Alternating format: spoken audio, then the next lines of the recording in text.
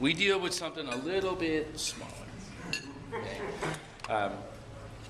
Anyone, I'm just thinking, who else here has a retail environment? Who else works in the retail environment? I think Jim's probably the closest, right?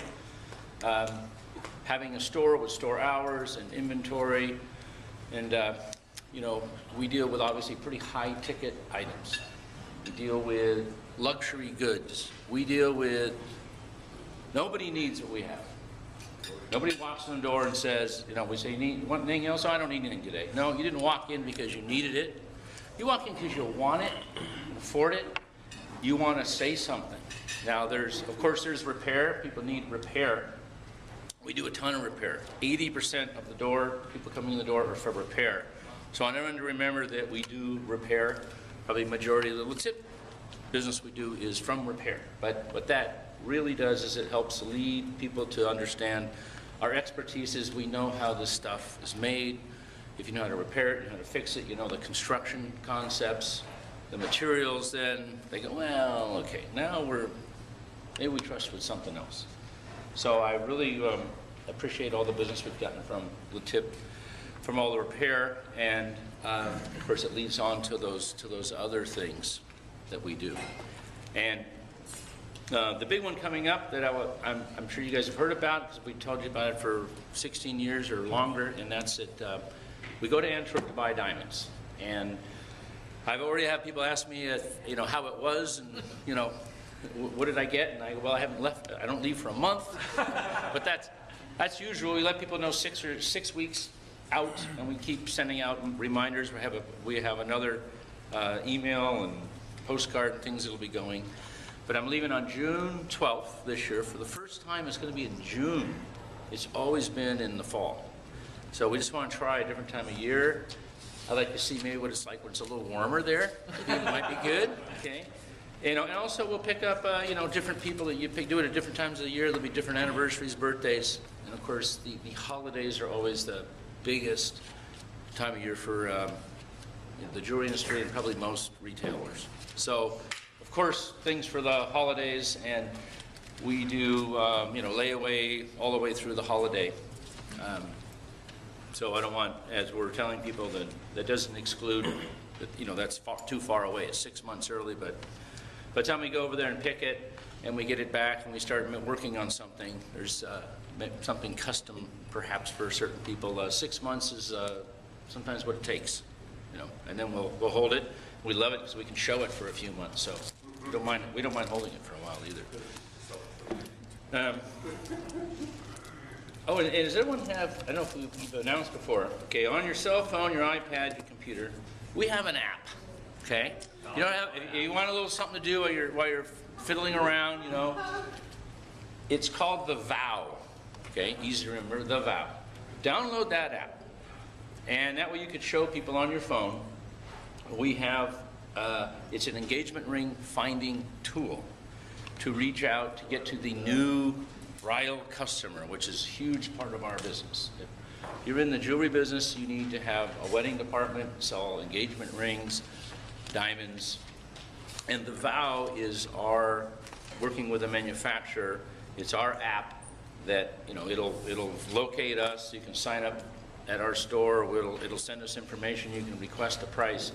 But the main thing it does is it lets these girls or guys or anyone that's just looking, they can browse the different designs. We have a very small sampling, about 40 or 50 of the rings, and it's really very amazing. It shows you a 3D view. The ring will be spinning in a video. There's an option where you can take a picture of your hand, her hand, and put the ring on it. So it's really cool, and with the younger crowd, you got to be cool. That's what they want, right? Because as everyone knows, you know, this thing called the internet. You guys heard about that? Okay, so people walk in nowadays. They used to bring magazine clippings or whatever. Now it's like, you know, what are you looking for? What has she seen? You know, here you go. This is what she's seen, right? Right on the phone, and that's great. So we just perfect, you know. Instead of them drawing in the air, this is what she likes. Okay, great. You know, we have that. We can modify that. We can make that. So that's just the environment we all deal with nowadays. But you might imagine you can buy, you know, anything on the internet, and of course people know you can go to I don't know how many websites are. You can buy diamonds right on the internet, right there. So that's what we're competing with. And I'm sure all of us are. And we'll even show people, here we go, what diamond are you looking for? On the internet, okay, here's the website they found. I go, well, how come the exact same stone, the exact same size, the exact same grade, there's a list of 50 of them here, and there's a 100% difference in the price on this list. All the same. On paper, it's all the same. So which one do you buy? How do you know? You know, that's the issue. Like, if it was that easy, I wouldn't have to travel 10,000 miles to Belgium. We would just go by the list and go to the top and get the best deal, right? Yeah. And, you know, people buy tons of them that way. That's the way it's done. Fortunately, they find out later, a lot of times it's not quite what it says, or that there's a lot more to it than the statistics, the stats. It'd be like buying, it's more like buying artwork. To understand the way the diamond is cut, the way that the light reflects down into the facets and underneath and back out to present to the eye.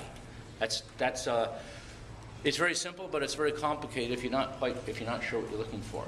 Also, the grades on diamonds, they all have different grades for where the inclusion is. But where's it located? You know, there's only one grade for a degree of inclusion, but where it's located when we're looking at it in person makes a huge difference in how it looks and what the value is. And you know, when we go to Belgium, and if you're talking to people that are, especially if they're thinking of getting married or they want to upgrade a diamond or a big anniversary, have them talk to us. And there's two things usually people want. They either want to get a great deal, and we'll shop that way, which means we're not necessarily shopping for the inclusion in the right spot, in the right place. Some people want the biggest one they can for the least amount of money. Then great. Belgium's the place to do it because it's where 80% of the world's supply is sitting at any one time. So we can go shop for big size, big flash, little cash, and get a great big diamond for someone. And you know, if that's what they want, that's what they get. On the other hand, someone else might say, you know, I really want the best artistic, sparkly diamond that's available.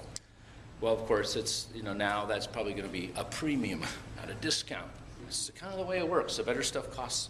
But to find it in LA or New York, or, you know, it's possible. But when you go to the source, I tell people, it's sort of like we're at the front of the line now. We're not going to wait to see what gets imported into the States. We're up there where they're coming off the cutting wheel, and we get the first pick. And we're leaving on June 12th. No, June 13th. So the last days for the orders are June 12th. And that's what, less than a month away. Any questions? Yeah. 2 minutes? Okay, questions then. Perfect. Over. So when you're traveling back to all these diamonds, do you happen to like wear like a briefcase with a wrist cuff on it? Or? No, we stick them in our socks. Just smuggling them in. Between your toes, huh? No, that's funny. Everyone asks, you know, where do you put them? You know, no. Guess what? We leave them there. And they send them to us. And they arrive at our office 2 or 3 weeks later, depending on custom, U.S. Post Office. Right through the front door, the guy pulls them out of his bag. You know, a $200,000 box. And he's like, what's this? I go, it's business cards.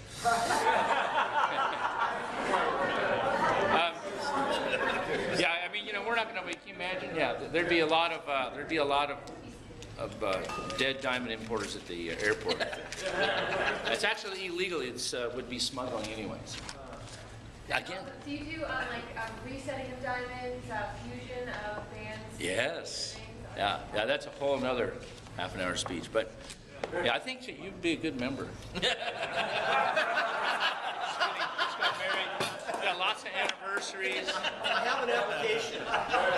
Yeah, probably what I would do the majority of my day is I design. Okay, we're just in this business and in school, other than hurdling and I should have. Too bad you told him my golf handicap. I should have not told that, right? Just say a golf handicap. When it gets down to 7, when it gets down. Did I say 17? Yeah, it was 7, right? 7. Okay. But I did in school. I was always doing the art and the drawing and do the posters and building stuff. So design is what I do all day long, and so I like to do. So bring me some design work, and send some customers over to talk to me about Antwerp. Thank you, Glenn. Okay.